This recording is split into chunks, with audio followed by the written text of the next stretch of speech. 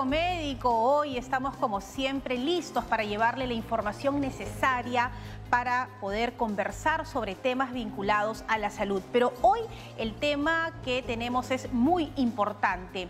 Durante la pandemia, al inicio del año 2020, el miedo se apoderó de nosotros. Teníamos muchísima información de lo que el COVID-19 estaba haciendo en la población. Y uno de los momentos más críticos era cuando teníamos algún familiar o algún amigo que ingresaba inmediatamente a una UCI. De pronto recibíamos una llamada para la autorización de poder intubar a nuestro familiar. Y por supuesto vivimos momentos de pánico. En lo personal tuve gente muy cercana que falleció a causa del COVID. Pero ¿qué ha pasado con estas personas que salieron de la crisis, que pasaron esa etapa tan complicada de UCI? Bueno, la tráquea es uno de los elementos más importantes de nuestro cuerpo y esta tráquea nos ha permitido salvar muchas vidas. En el Perú tenemos a los mejores expertos que se encargaban de darnos vida a través de este procedimiento, la traqueotomía. Pero también han quedado algunas secuelas debido a la cantidad de tiempo que una persona estuvo intubada, y eso es la estenosis traqueal. Hoy en Cuerpo Médico hablaremos de esto, abrimos los teléfonos y las redes sociales y mi compañera Aura Guío nos hablará específicamente de qué se trata, de la estenosis traqueal. Así que 619-0774, 619-0776, 619-0777. Las redes ya están listas para recibir sus consultas y así empezamos en Cuerpo Médico.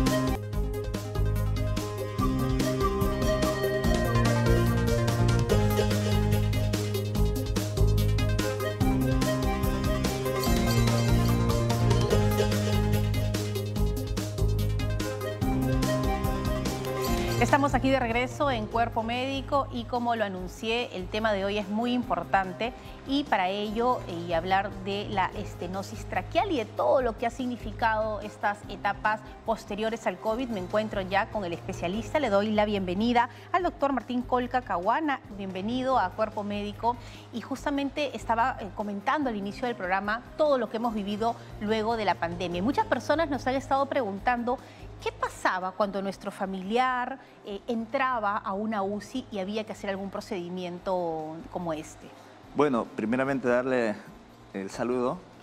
Y segundo, bueno, en relación a la pregunta, una vez que el paciente llegaba a UCI, obviamente necesitaba tener una adecuada oxigenación y para eso se recurría a intubar al paciente, o sea, colocar un tubo endotraqueal, ¿no? Y a través de él oxigenarlo, ¿no? Y bueno, eso era lo que sucedía, ¿no? Hasta recuperarlo, mantenerlo en la UCI, sostenerlo y posteriormente hasta que salga del proceso inflamatorio que finalmente era este tema del COVID, ¿no? ¿Y de qué dependía el tiempo de la intubación? Es decir, ¿cómo medían cuántos días necesitaba o en qué momento finalmente había que retirar ya todos los equipos? Depende bastante del compromiso pulmonar, ¿no? O sea, conforme más compromiso tenga el pulmón, y para eso nos valíamos de exámenes de sangre, nos valíamos de imágenes, conforme más comprometido esté el pulmón, más tiempo era el que necesitaba estar, ¿no? Algunos pacientes salían al poco tiempo, de repente 2, 3 días, una semana, otros pacientes por el contrario, demoraban mucho más, un mes. Ha habido pacientes que han estado hasta 2 meses intubados, ¿no? Ahora, una de las cosas que también se ha resaltado mucho es el gran trabajo de los médicos peruanos respecto al momento de intubar a un paciente, ¿no? Porque hay que tener mucha rapidez, pero también destreza para no originar ningún daño. Y es lo que hemos visto con los pacientes que finalmente son testimonio que han salido de esta etapa. Así es, así es. Bueno, eso ya obviamente viene de un entrenamiento formal que se hace en los hospitales. Ellos son especialistas y entrenados en esa intubación, ¿no? Los de UCI con más razón. Ellos, parte de su trabajo es intubar casi todos los días. Y la parte de la familia también ha sido importante porque cuando nos llamaban, porque hay una autorización que uno tiene que dar como familiar para que intuben al paciente, el miedo se apoderaba porque era como que intubar era sinónimo ya de lo último y no necesariamente es así. No, no necesariamente, pero ojo, ahora lo que se estila es pedir el consentimiento informado para cualquier procedimiento. Puede ser para colocación de vía central, para diferentes intervenciones quirúrgicas, una de ellas también para hacer este procedimiento que es la intubación, ¿no? Y obviamente que eso despierta pues, en el familiar un estrés, una preocupación importante, ¿no? Pero es parte del protocolo, parte del proceso, ¿no? Todo procedimiento de este tipo, invasivo, debe de ir con un consentimiento informado. ¿Cuál es la función de la tráquea? Porque siempre escuchamos que es muy importante, pero en lo cotidiano decimos, bueno, el alimento pasa, de repente me sirve para la respiración, pero hay una función específica y también un estudio especial de esta parte del cuerpo. Claro, la tráquea es parte del aparato respiratorio, ¿no es cierto?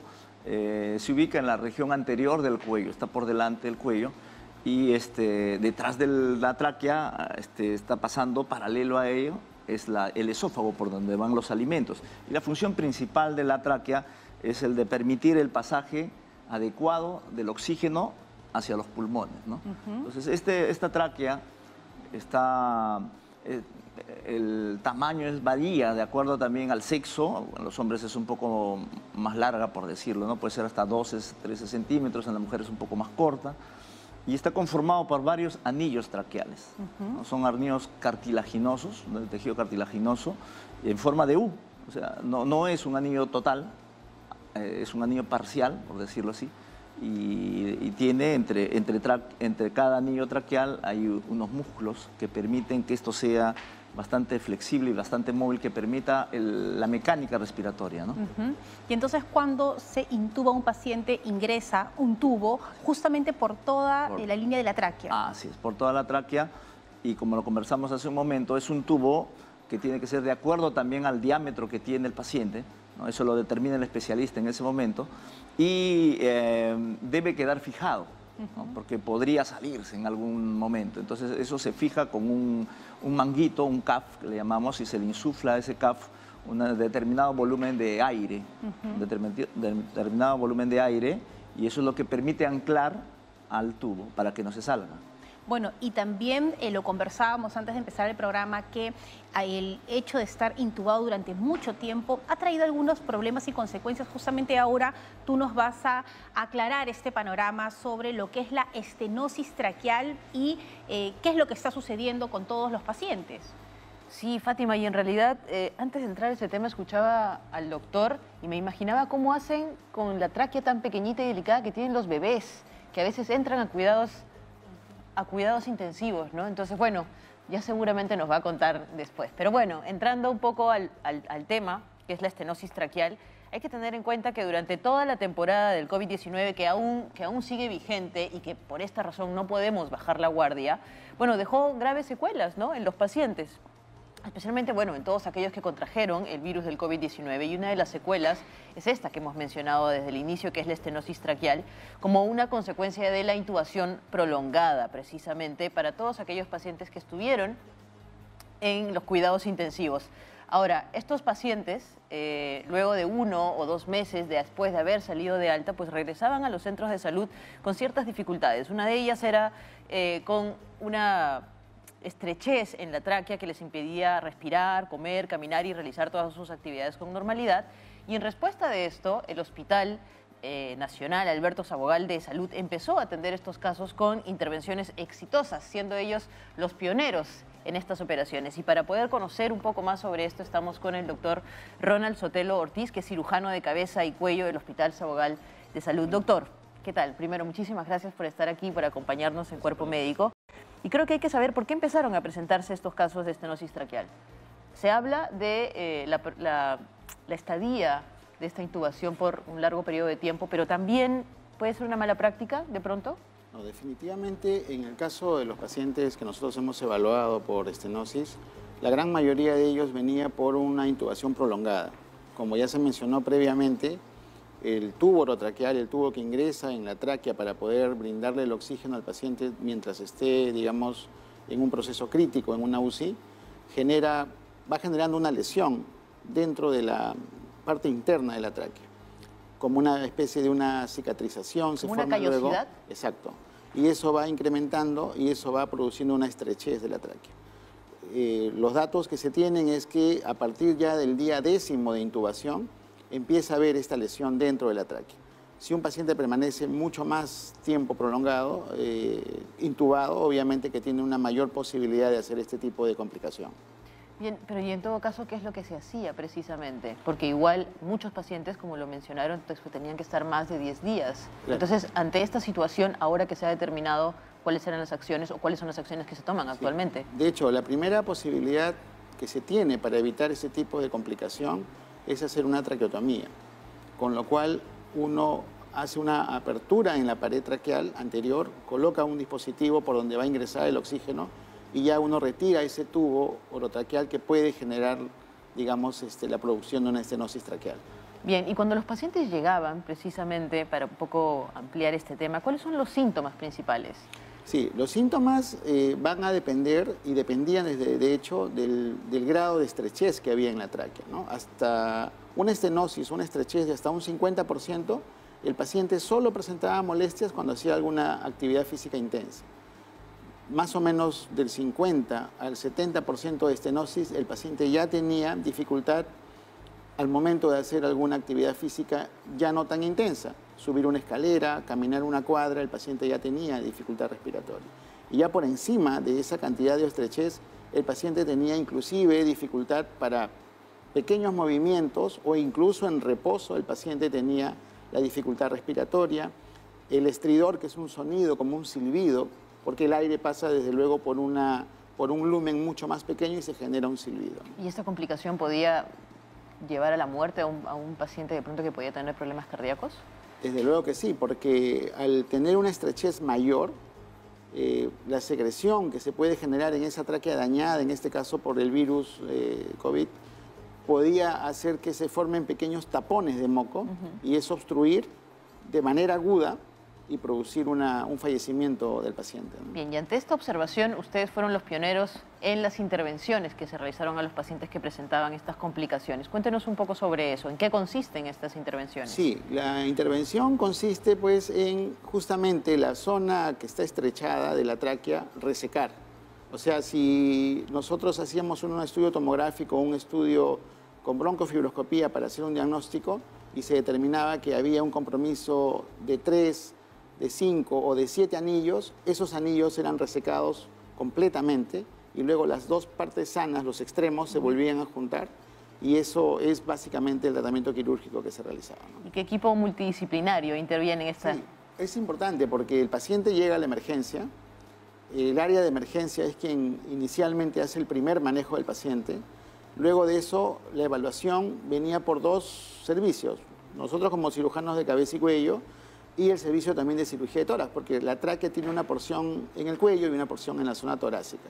Una vez que se definía el grado de estrechez y la localización, el paciente ingresaba a sala de operaciones y ahí teníamos un equipo de anestesiólogos sumamente importante y crucial en el momento del manejo anestesiológico de esta cirugía. El equipo de enfermeras también que nos instrumenta durante un acto quirúrgico. Y posteriormente a eso los controles siempre se hacía con los neumólogos, quienes hacen, digamos, el control endoscópico, ¿no? Claro. Y hasta la fecha tienen una data de cuántas intervenciones exitosas se han dado. Y mi siguiente pregunta sería, ¿los niños también presentaban esta complicación? Sí, durante la pandemia nosotros tuvimos el primer caso en agosto del 2020 y durante todo este periodo hemos tenido 78 pacientes, hemos tenido éxitos bastante considerables y se demuestra con, digamos, el retorno del paciente de las actividades normales. En cuanto a los niños, primero considerar que los niños tienen una menor tasa de infección por COVID con complicación, por lo tanto ya en ese caso tienen una menor tasa también de estenosis y los niños también por la forma de la tráquea hacen un menor grado de estenosis traqueal, ¿no? Bien, doctor. Bueno, muchas gracias por toda esta información y definitivamente... Doctor Fátima, hasta la actualidad se siguen presentando estos casos de pronto, a pesar de que el tema de la pandemia se ha ido mitigando igual, seguimos en un entorno pandémico, ¿no? Sí, sí, tengo entendido que la semana pasada hubo un paciente que fue intervenido exitosamente con esta cirugía. Y quería recalcarles un tema muy importante, ya que lo mencionaba el doctor Sotelo. El primer paciente fue en agosto, si mal no recuerdo, y apenas identificamos esto, y te digo porque en ese momento tenía la encargatura de la gerencia quirúrgica. Entonces identificamos que comenzaron a llegar este tipo de pacientes, una patología que no era frecuentemente vista, o sea, entre comillas nueva, había seguramente, pero muy aisladamente. Entonces, y ahí decidimos hacer un comité, formamos un comité, sacamos una resolución, justamente como decía el doctor, donde participaron neumólogos, intensivistas, cirujanos de cabeza y cuello, todo el equipo multidisciplinario que acaba de mencionar.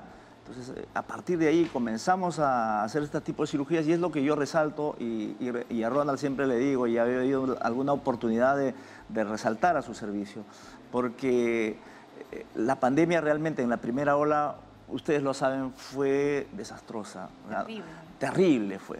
Entonces, era una nueva patología. Entonces, nosotros somos del Sabogal, llamamos a un colega que tenía un poco más de experiencia del Hospital Almenara, lo invitamos a operar y hizo una primera cirugía, si mal no recuerdo. A partir de allí, nuestros cirujanos, porque él también lo necesitaba en su hospital, comenzaron a operar, comenzaron a hacer ellos mismos su camino, y gracias a Dios con mucho éxito. Hoy nos convertimos en una sede de referencia. Ahora ya vienen de cualquier lugar del país, y eso es lo que yo rescato en este grupo humano.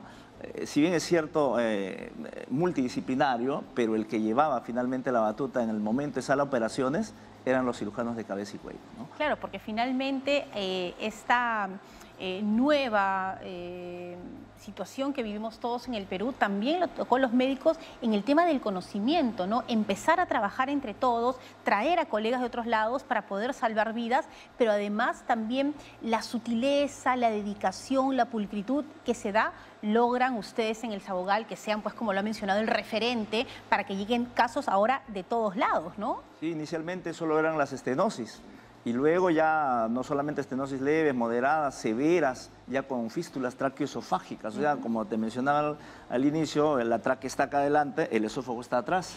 Entonces muchas veces se unían. Claro. Y el alimento pues obviamente pasaba hacia el otro lado. Eso se llama una fístula, es una comunicación que implica una cirugía mucho más compleja, ¿no? Entonces eso también llegaron a hacerlo con mucho éxito. Las resecciones cada vez mayores, cada vez más grandes, porque una cosa es resecar un anillo, 2 anillos, 3 anillos, 4 anillos, o sea, la longitud. ¿Y perdón, pero qué sucede cuando al paciente de pronto se le reduce la tráquea? ¿Puede presentar alguna otra complicación de pronto? Sí, desde luego. Lo que el doctor menciona es importante. Uno puede resecar una cantidad máxima de anillos, que es entre 7 y 8 anillos. Una mayor cantidad, ya tenemos el riesgo de que luego de la nueva unión o anastomosis, como le mencionamos nosotros, por la misma presión que ejerce, puede haber una dehiscencia, o sea, una apertura de esos puntos y generar una complicación mayor. Entonces tenemos límites, que es entre 7 y 8 anillos. Y estos pacientes, ya solo para cerrar, porque a mí me llama muchísimo la atención, ¿van a tener de pronto una disminución en su actividad física o algo por el estilo? Durante el primer mes, obviamente el paciente tiene que estar en una posición en la cual el mentón esté cerca hacia la zona del tórax, en esta posición, tratando de que no haya una elongación del cuello. Y en los meses subsiguientes el paciente progresivamente va retomando a sus actividades, digamos, con normalidad, como lo van a ver con el paciente que van a entrevistar, ¿no? Sí, por supuesto. Gracias, doctor. Y permíteme contar una cosa importante en cuanto al número de anillos traqueales. Lo que en este caso beneficiaba era la anatomía, lo que te mencionaba. Entre anillo y anillo hay músculo. Entonces, de tal manera que eso funcionaba a manera de un acordeón, por decirlo, de tal manera que tú puedes resecar y se estira un poco gracias a los músculos que están entre cada anillo traqueal, ¿no? Ahora, y doctor, ¿cómo es el manejo cuando el paciente despierta? Porque claro, yo no recuerdo, entro a sala y hay un despertar del paciente. hay muchos casos en que se asustan, en que no entienden qué ha sucedido y la parte psicológica, emocional, ¿qué pasa ahí luego de la intervención?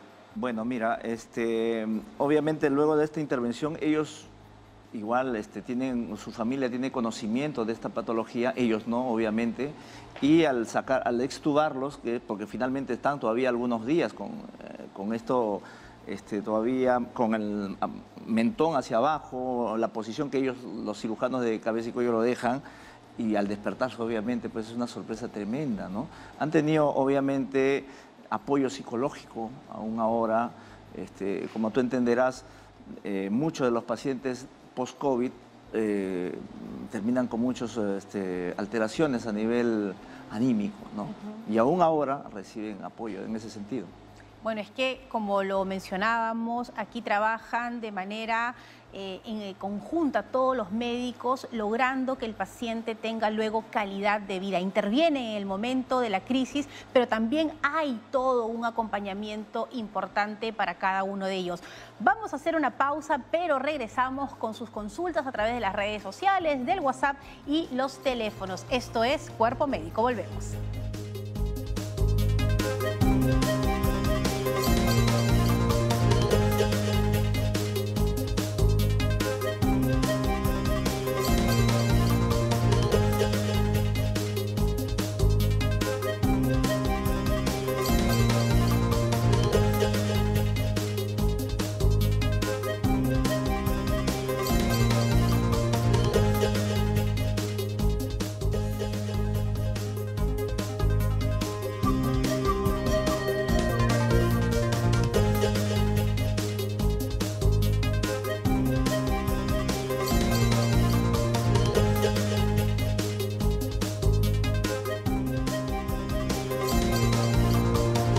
Estamos de regreso aquí en Cuerpo Médico hablando sobre la estenosis traqueal y nos acompañan dos especialistas. Está con nosotros el doctor Martín Colca y también está el doctor Ronald Sotelo, cirujano de cabeza y cuello, quienes nos están ampliando todos estos conceptos que teníamos de repente sobre lo que sucede con una persona post-COVID. Pero además, doctor, lo conversábamos, no solamente el tema de la estenosis se ha presentado en esta pandemia, sino también habían casos anteriores, pero ahora hay como una especialización. Así es. Actualmente podemos con mucho orgullo decir que nuestro servicio de cabeza y cuello y en general todos los especialistas que conformamos el Hospital Sabogal, estamos preparados para poder recibir cualquiera de estos tipos de complicación post-COVID. ¿No? Una complicación que realmente, yo me imagino, ¿no? O sea, un paciente que sale del COVID y dice, salí del COVID, feliz, me voy a mi casa, estoy un mes y de un momento a otro me comienza a faltar el aire. ¿Y qué? No terminó la pesadilla, claro. Continúa. Y una mayor todavía, porque estas cirugías no son cirugías sencillas de realizar, tienen mucho... es bastante complicada esta cirugía y como les he comentado, les hemos comentado, gracias a Dios se han resuelto bien.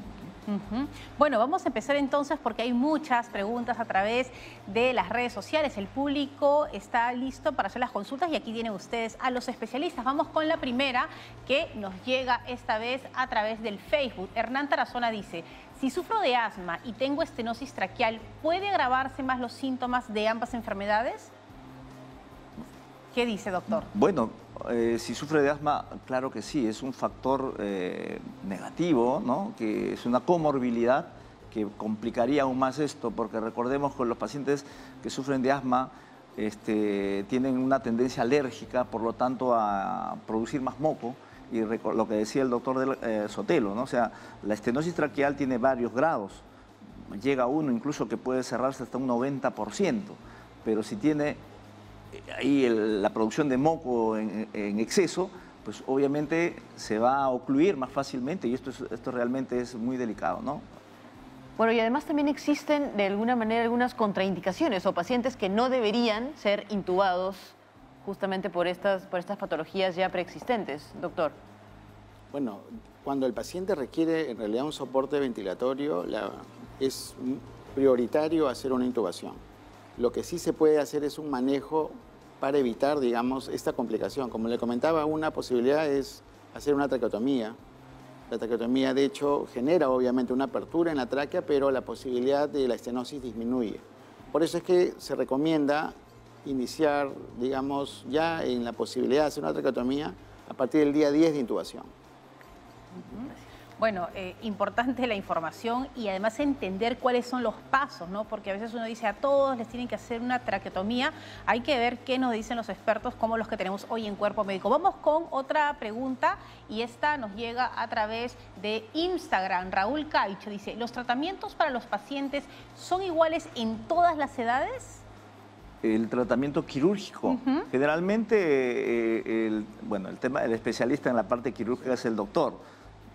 Pero la cirugía generalmente que se ha realizado ha sido en pacientes ya adultos, por decir, ¿no? Que ha sido la población más afectada.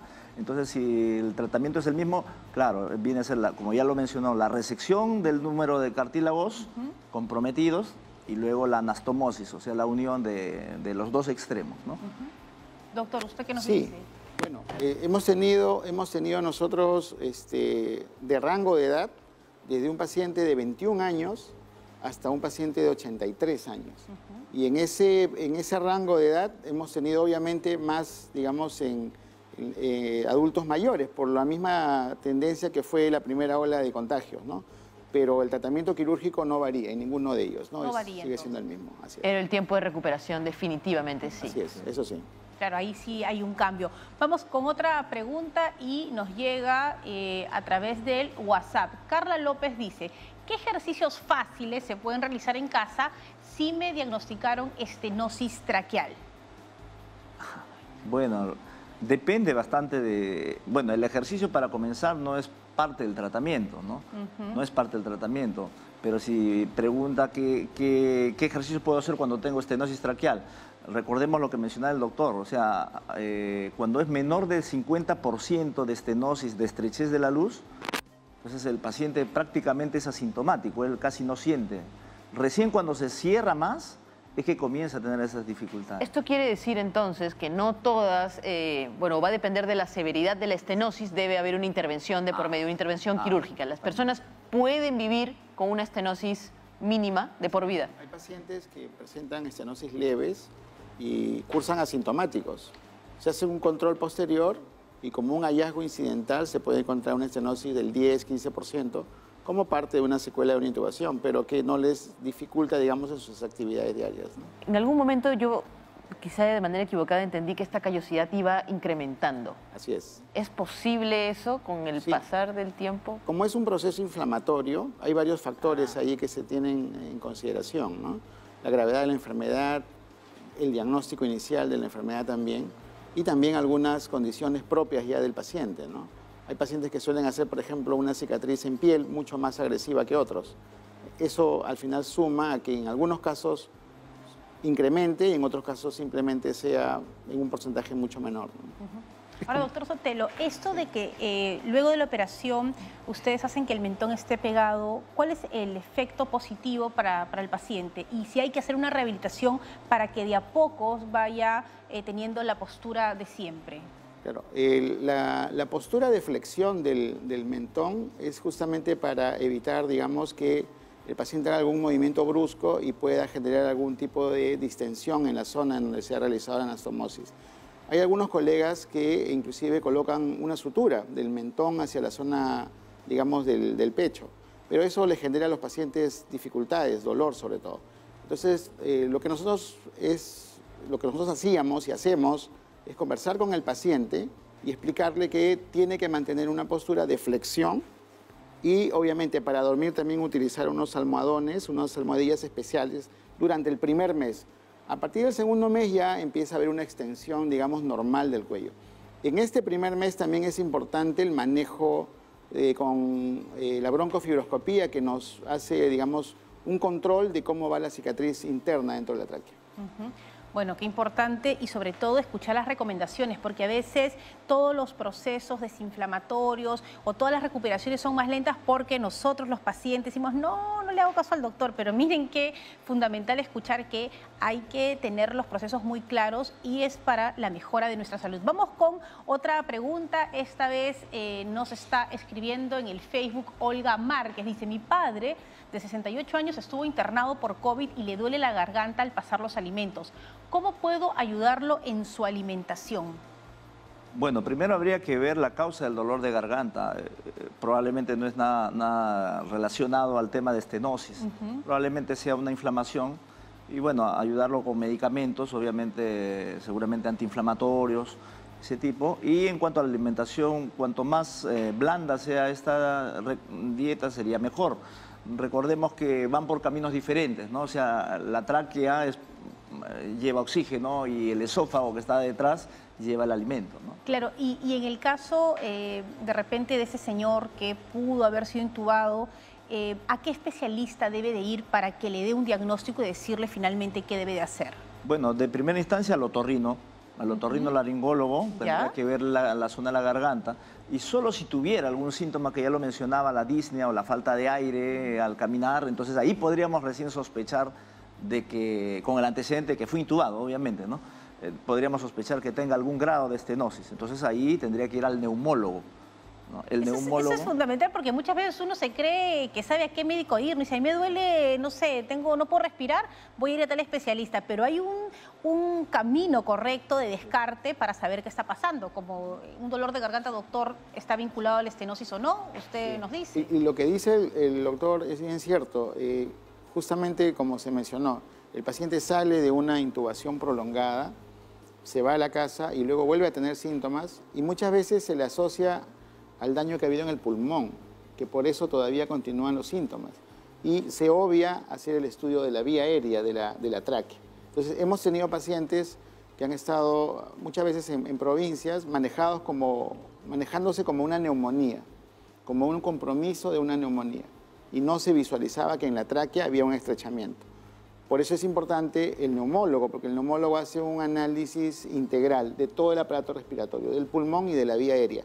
Y ahí se hace el diagnóstico de estenosis y en realidad era la tráquea el daño y no la parte del pulmón, ¿no? Pero es lo que tú decías ahora, ¿no? De repente hay pacientes que tienen estenosis muy leve y siguen con su vida cotidiana. Así es. Y creo que a esto podemos sumar qué prueba debe realizarse una persona que tiene sospecha de estenosis, o sea, qué es lo que se le hace. Un paciente con sospecha de estenosis, primero, la primera prueba que no es, digamos, invasiva es una tomografía de vía aérea con reconstrucción en 3 dimensiones. Y ya, si luego queremos definir la gravedad, o sea, el grado de estenosis, el porcentaje de estrechamiento y la longitud de la estenosis, tiene que hacerse un estudio con broncofibroscopía, ¿no?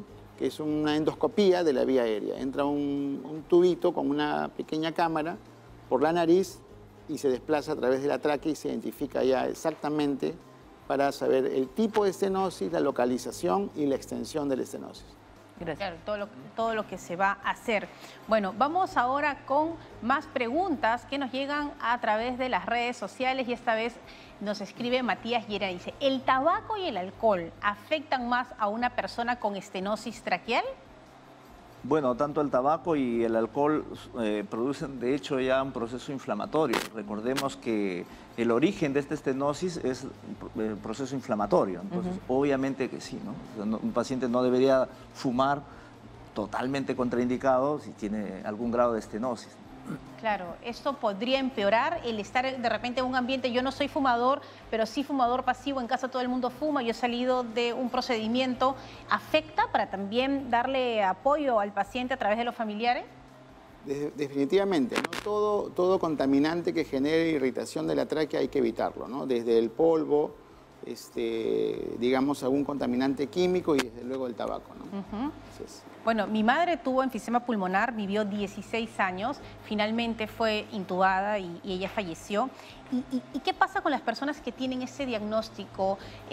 Muchos de ellos, bueno, eso es una enfermedad degenerativa, tarde o temprano va a pasar que van a tener que intubarlos, pero ¿cuáles son las recomendaciones también y si se da el tema de estenosis de alguien que ha salido de intubación por un enfisema pulmonar, doctor? Sí, en esos casos, muchas veces la recomendación es hacer una traqueotomía. Una traqueotomía para un manejo no solo de la vía aérea, sino también de un tema de secreciones que se puede generar a nivel pulmonar, ¿no? Esa sería la recomendación.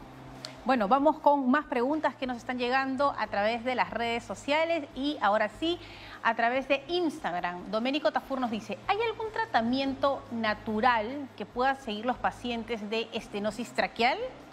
Natural se refieren al uso de... No, realmente la estenosis, como ya lo mencionamos, es un tema obstructivo. Claro. Es un tema mecánico. Entonces no hay algo que vaya... Es como yo siempre lo menciono, ¿no? Es como una cicatriz. Algunos hacen cicatrices queloides, gruesas, Sí. otros hacen cicatrices menos inflamadas. Entonces, no hay eso. No es que yo voy a tomar cola de caballo y voy a desinflamar. Guión, Claro. estuvo muy de moda, ¿no? Es que es muy común eso, ¿no? Toma cola de caballo, eso desinflama, te va a desinflamar y no, doctor, no tiene nada es que ver. así. Ahora, una consulta. ¿Existe una diferencia? Hablaban de la cicatrización, ¿no? Por ejemplo, yo me realizo tatuajes todo de manera frecuente, no voy a decir todo el tiempo, y mi cicatrización es bastante buena. Sin embargo, hay personas que generan esta piel queloide. ¿Esa reacción también puede suceder internamente? Sí, pero también recuerda que tiene mucho que ver el tiempo que ha estado intubado, el tiempo de contacto que ha estado este CAF que se mencionaba, porque cuanto más tiempo esté, va a dañar más la mucosa, ¿no? Es algo que está comprimiendo la mucosa, se produce finalmente una herida, una lesión y luego ya una estenosis, ¿no? Sí, doctor, en su caso. Algo que agregar de pronto, doctor. Sí, eso es cierto.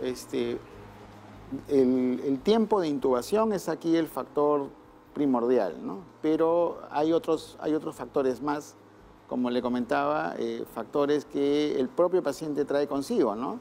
Claro. Procesos alérgicos, reacciones que puedan hacer su organismo frente a algún evento, como en el caso de una herida o de una intubación prolongada, ¿no? Es que ahí me sorprende la cantidad de opciones que tiene un especialista de la salud, ¿no? Como ver de dónde jala para llegar a un diagnóstico adecuado. Y en realidad eso es totalmente loable, definitivamente. Claro, y entender cada caso, ¿no? Cada caso es único y en el Sabogal se dan cuenta de esto, pero además también no solamente son referentes nacionales, sino a nivel internacional. En este tiempo de prácticas, y esta pregunta es para los dos, ¿cuáles son los momentos más impactantes que han encontrado?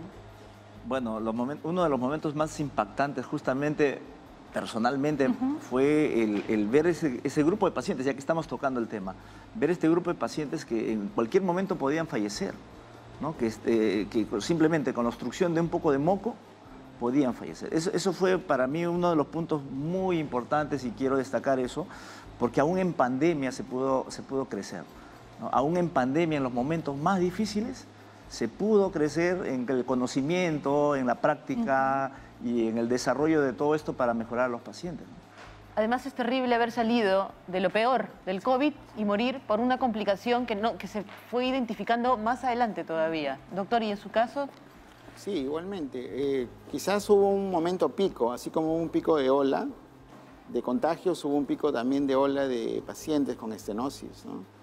Teníamos el mismo día 2 o 3 ingresos por emergencia y teníamos que ingresar en el transcurso del día 2 o 3 veces a sala de operaciones para solucionar estos casos, ¿no?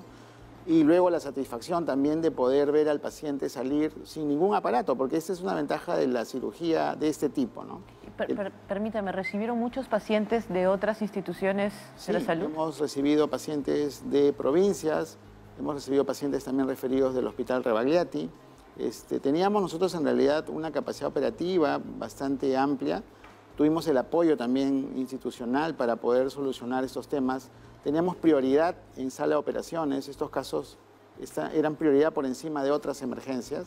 Generaba obviamente en algunos pacientes que estaban en espera de cirugía alguna dificultad, pero primordialmente era en ese momento solucionar un tema que sí complicaba la vida de un paciente, ¿no? Claro. Bueno, a mí sí me emociona mucho escucharlos a los dos porque hay una satisfacción personal, no solamente cumplir el deber, sino también la parte humana, que es una de las características de nuestros médicos. Y desde aquí, gracias en nombre de todas esas familias que ustedes le han entregado a un paciente con calidad de vida. Tenemos otra consulta que nos llega por las redes sociales, vamos a ver, por WhatsApp. Valeria Mogrovejo dice, ¿qué otras enfermedades puede producir la estenosis traqueal? No, de por sí la estenosis traqueal ya es una patología. Lo único que puede producir la estenosis traqueal es justamente los síntomas y finalmente si es una estenosis importante, el fallecimiento del paciente. No es que produzca otras enfermedades, claro, ¿no? Ya es una enfermedad, ya es una complicación, tal vez sí complicarse con una fístula traqueoesofágica que les mencionaba como parte de... lo cual también se soluciona durante el acto quirúrgico, ¿no? Yo quería aprovechar otra vez, porque así como tú sientes esa emoción, lo mismo sentimos nosotros, ¿no? Algunos lo manifiestan más, otros menos, pero yo no soy especialista en cabeza y cuello, el doctor sí. Y yo veía que su equipo venía incluso en horas de la noche. Ronald me salía viniendo, me decía, doctor, estoy yendo a operar. ¿Qué horas son? 10 de la noche. No es su turno. Normalmente este servicio de cabeza y cuello no hacen guardias. No hacen guardias. Sin embargo, ellos iban en la noche. O ellos me decían, doctor, estoy saliendo de una cirugía, que son las 8 de la mañana. Pero ¿y a qué hora? Saliendo. Y a veces entraban a operar pues a las 5 de la mañana. En el momento más inesperado se presentaban estas complicaciones y ellos estuvieron ahí. Sí, es que nuestros médicos, bueno, son de impresionantes, ¿no? Y en la labor que han hecho ustedes en esta etapa, ¿no? El equipo. Porque no solamente era... Claro, es todos, ¿no? El de cabeza y cuello tenía que ir el anestesiólogo, las enfermeras, el de UCI, todo el equipo estaba ahí, ¿no? Claro, y dándole esfuerzos tanto al paciente como a los familiares que vivimos momentos muy duros, pero yo creo que al generar confianza uno se tranquiliza y deja que todo fluya. Doctores, les agradecemos muchísimo por haber estado aquí con nosotros y despedimos al doctor Martín Colca Caguana y también le agradecemos al doctor Ronald Sotelo Ortiz, cirujano de cabeza y cuello de la red Saugal. Gracias por habernos aclarado estas dudas y sobre todo por haber sido parte del cuerpo médico. Muchas gracias a ambos. Gracias. Tenemos que ir a una pausa, pero regresamos con un testimonio. ¿Qué pasa con el paciente que ha vivido una situación como esta? Se lo contamos luego de la pausa. Volvemos.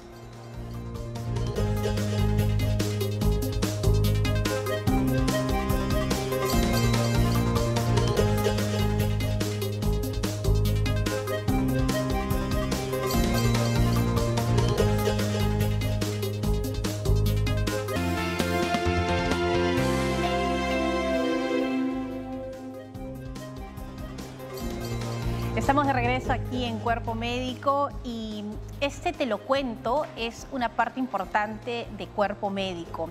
Es el testimonio, aquellas personas que han vivido una situación vinculada al tema que tratamos. Y hoy quiero agradecer de manera especial a quien nos acompaña, que ha pasado una estenosis traqueal luego de haber tenido COVID y de haber estado intubado y que justamente fue operado por el doctor Sotelo. Vamos a darle la bienvenida a Ricardo Lario Soldevilla, que nos acompaña. Ricardo, bienvenido a Cuerpo Médico. Muchas gracias.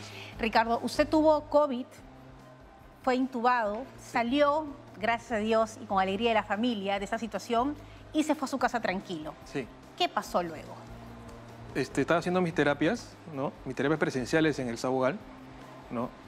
Agradeciendo también a los terapistas que me dieron mucha fortaleza también.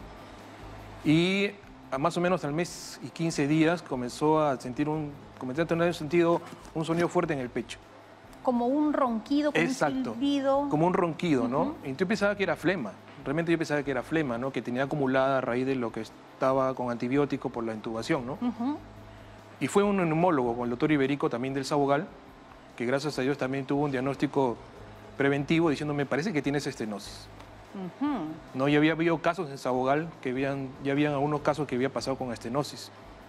Que además conocía porque usted es parte de la administración, trabaja en esta área también en la red de salud. Sí, trabajo yo en el CAP Don Rose, entonces en Ventanilla, y en la tomografía se veía una pequeña estenosis, pero ya con la broncoscopía, que es la que explicó el doctor Sotelo. La camarita que va entrando, a ver qué está pasando. La camarita que también es complicado, ¿no? Es complicado y ahí sí definitivamente el servicio de neumología me dijo que tenía estenosis. Es que, primero, bueno, muchísimas gracias. Gracias, señorita. Por estar aquí, por acompañarnos. ¿En qué porcentaje tenía comprometida la tráquea? Según me dijeron, más o menos un 45% de comprometido de la tráquea. ¿Y ahora mismo cuántos Ahorita anillos mismo le tengo un retiraron? promedio de 10 a 15% por el queloide. A mí se me fumó queloide. Justo hablamos del tema. Desgraciadamente se me fumó queloide, ¿no? Y cada cierto tiempo tengo que hacerme la broncoscopía para ver si eso está disminuyendo o se está manteniendo, ¿no? Se está manteniendo. Me hicieron la última vez en enero de este año, ¿no? Y desde el momento que le dan el diagnóstico de la estenosis, ¿cuánto pasó para ser operado? ¿Fue muy rápido? ¿Fue inmediato? Sí, más o menos a los 2 o 3 días me operaron. Me operaron porque todavía, gracias a Dios, todavía respiraba bien. No quería llegar al extremo de que se cierre la tráquea y que ya no respirara. Claro, y lo que hacen es retirar este pedazo comprometido de la tráquea y luego unen las partes que están bien. ¿Cómo ha sido luego de que sale de la operación de estenosis traqueal su vida? ¿Ha podido recuperar cómo eran las actividades? ¿Sigue en terapia para también las personas que nos están viendo? No, todavía sigo en terapia porque todavía el agotamiento es leve, pero todavía existe, ¿no? Ya que el aire no fluye tan rápido, tan fácil como una persona que tiene el 100% de la abertura normal, ¿no? Entonces, lo que sí me manifestó que en esfuerzos fuertes voy a tener un poquito de agotamiento, como subir escaleras, ¿no? Subo 3, 4 pisos, ya siento la fatiga, pero después yo tenía miedo de no mover mi cabeza, de no mover para arriba o para abajo. ¿También lo dejaron usted con el mentón hacia abajo? Sí, tuve 7 días con el mentón hacia abajo, en esta posición, ¿no?